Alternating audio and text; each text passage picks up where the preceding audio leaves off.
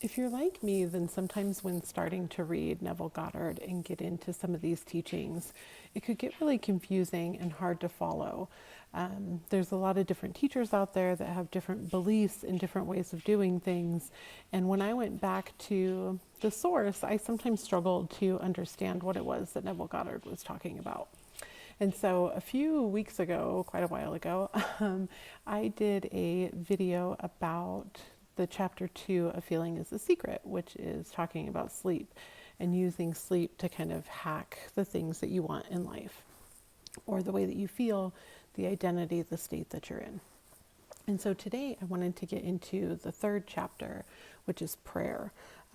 Prayer is such an important piece of anything that you're doing, the stuff that you're focusing on, and the way that you're spending your life and your time, that I thought it would be really good to talk about that today. So I'm going to read parts of this chapter, and then I will kind of give you my insight, my way of thinking about it. If it's making sense to you, please tell me like yes in the comments.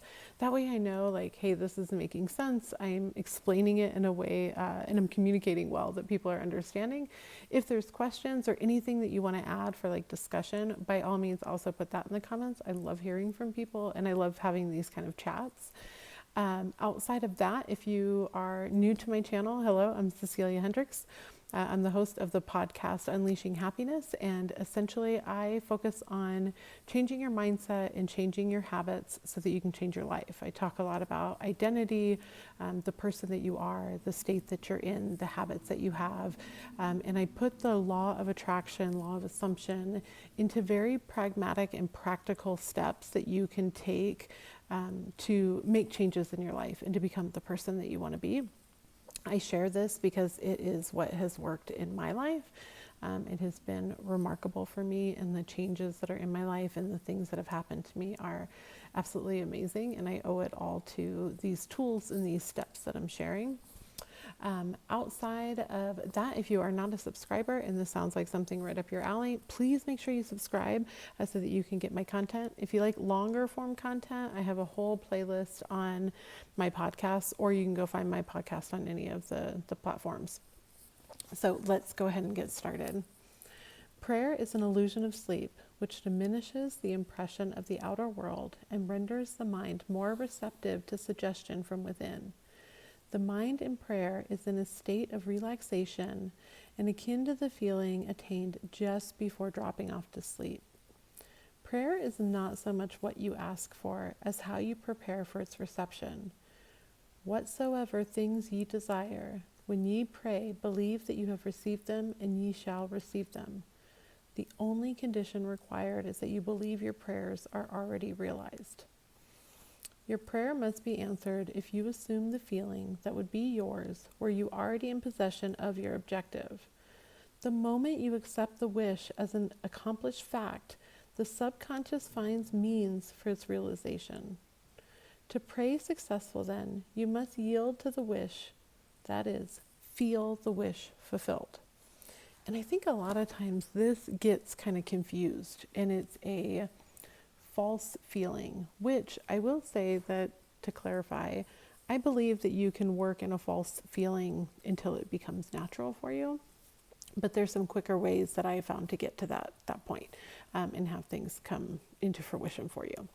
And so if you consider prayer as more of a relaxed state, you are, it could be considered like a meditation, but it's really just quieting your mind and focusing on becoming internally aware of what it is that you want, of this desired outcome. And you consider with yourself, okay, if I were to feel this way, or if I were to have this thing, or if my life were to be reflective of this thing that I want, how would I feel? And prayer is when you take kind of those quiet moments and you reflect on those. But here's kind of my opinion on this and what I found. Prayer also includes those quiet moments that you're alone, essentially alone in your own mind. So when you are driving to work and you're thinking about how your day is going to go, when you are waking up in the morning and you're checking your phone to see if an SP has responded to you, or if your friends invited you to go out, or if your paycheck hit your bank account, whatever it is, all of those moments are prayer. So when you are paying attention and putting your focus and your energy onto something, anything, that can be an argument, it can be putting yourself down, it can be talking yourself up, it can be enjoying your day, it can be learning a new hobby. Anything that you put your attention on in those quiet parts of your mind is prayer. And that's the stuff that you're saying, this is what I want. So when the comments are made, like a lot of times, if you don't get what you want, you get what you believe, this is what it stems from.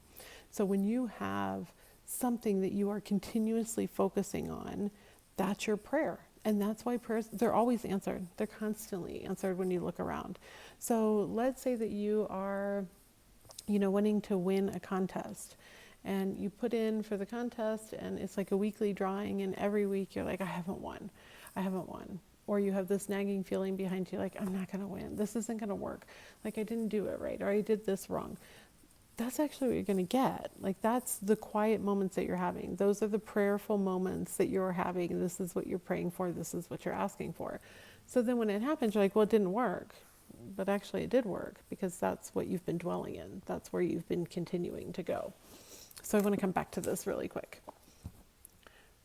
Prayer is the art of assuming the feeling of being and having that which you want. When the senses confirm the absence of your wish, all conscious effort to counteract this suggestion is futile, I think, and tends to intensify the suggestion.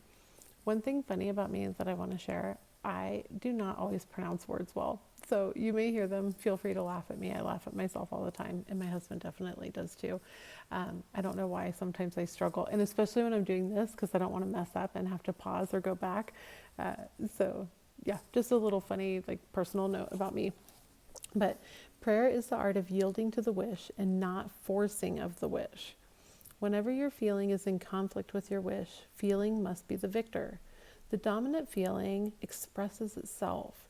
Prayer must be without effort. In attempting to fix an attitude of mind which is denied by the senses, effort is fatal. So essentially, you're starting to learn how to redirect your attention. Because if you, let's say, spend time doing meditation and you focus on this end goal, and you're like, oh, I felt this real, I know that it's done, I know that it's coming to me, I know that it's happening. But then you spend all day noticing that it's not, or that feeling like it's not there, or feeling discouraged or upset or whatever else it is, and not doing things to enjoy your life and to go out and experience life, you're just confirming that it's not here. So I hope that that helps. I hope that it gives some insight. Again, comment yes below if it did. And if it didn't, let me know, and we will go through this some more.